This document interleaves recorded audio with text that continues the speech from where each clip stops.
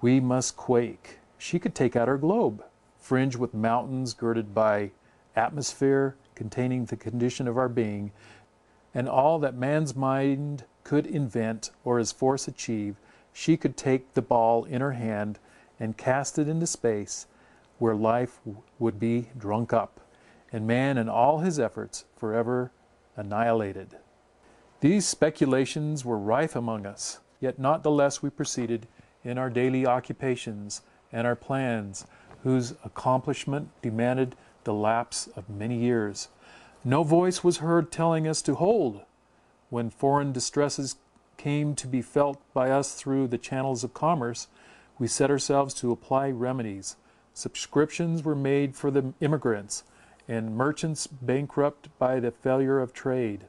The English spirit awoke to its full activity, and, as it had ever done, set itself to resist the evil and to stand in the breach which diseased nature had suffered chaos and death to make in the bounds and banks which had hitherto kept them out. At the commencement of summer we began to feel that the mischief which had taken place in distant countries was greater than we had at first suspected. Quito was destroyed by an earthquake. Mexico laid waste by the united effects of storm, pestilence, and famine. Crowds of immigrants inundated the west of Europe, and our island had become the refuge of thousands. In the meantime, Ryland had been chosen protector. He had sought this office with eagerness, under the idea of turning his whole forces to the suppression of the privileged orders of our community. His measures were thwarted, and his schemes interrupted by this new state of things.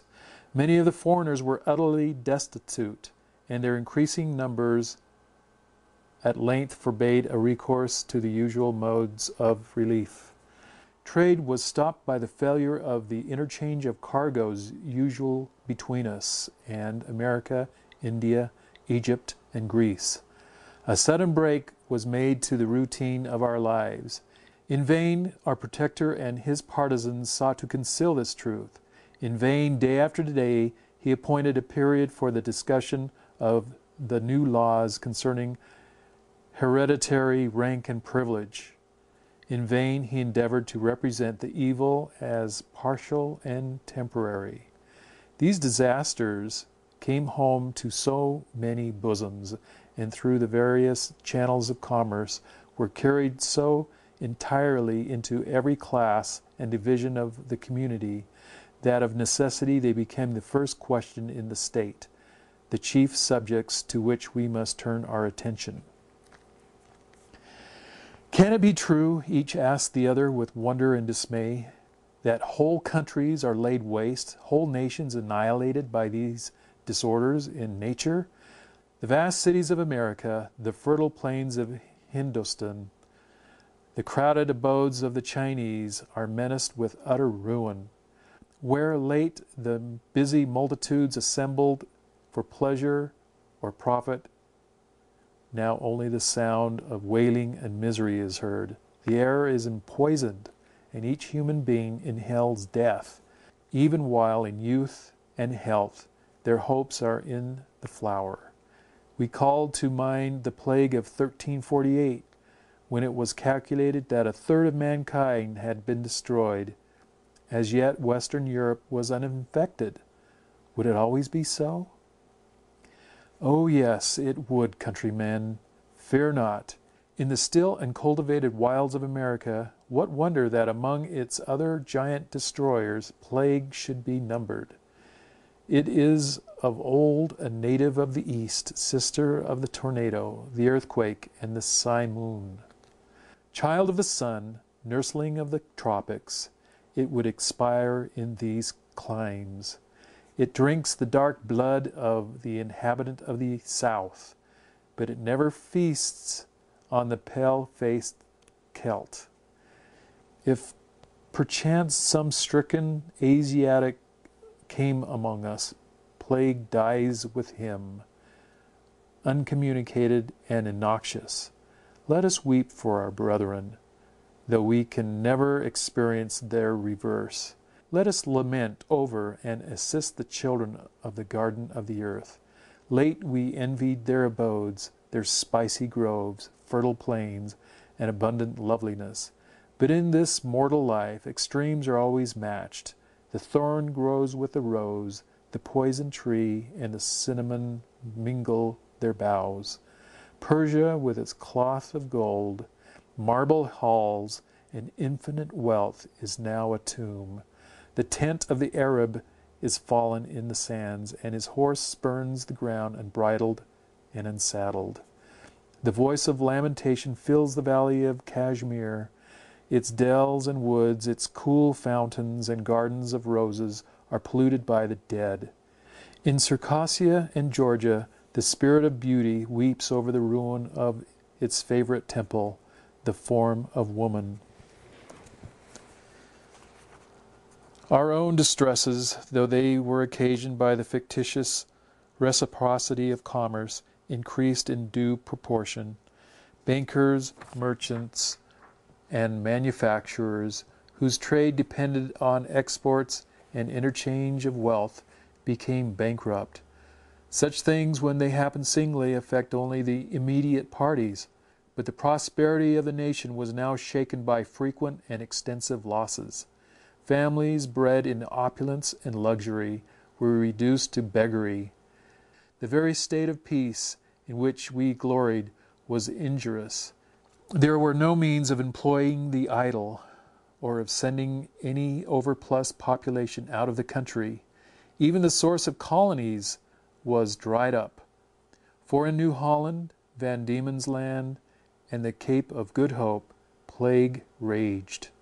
Oh, for some mechanical vial to purge unwholesome nature and bring back the earth to its accustomed health. Ryland was a man of strong intellects and quick and sound decision in the usual course of things, but he stood aghast at the multitude of evils that gathered around us. Must he tax the landed interest to assist our commercial population? To do this, he must gain the favor of the chief landholders, the nobility of the country, and these were his vowed enemies. He must conciliate them by abandoning his favorite scheme of equalization. He must confirm them in their manorial rights. He must sell his cherished plans for the permanent good of his country for temporary relief. He must aim no more at the dear object of his ambition. Throwing his arms aside, he must, for present ends, give up the ultimate object of his endeavors. He came to Windsor to consult with us. Every day added to his difficulties. The arrival of fresh vessels with immigrants, the total cessation of commerce, the starving multitude that thronged around the palace of the Protectorate, were circumstances not to be tampered with. The blow was struck. The aristocracy obtained all they wished, and they subscribed to a 12-months bill which levied 20% on all the rent rolls of the country. Calm was now restored to the metropolis and to the populous cities, before driven to desperation, and we returned to the consideration of distant calamities, wondering if the future would bring any alleviation to their excess.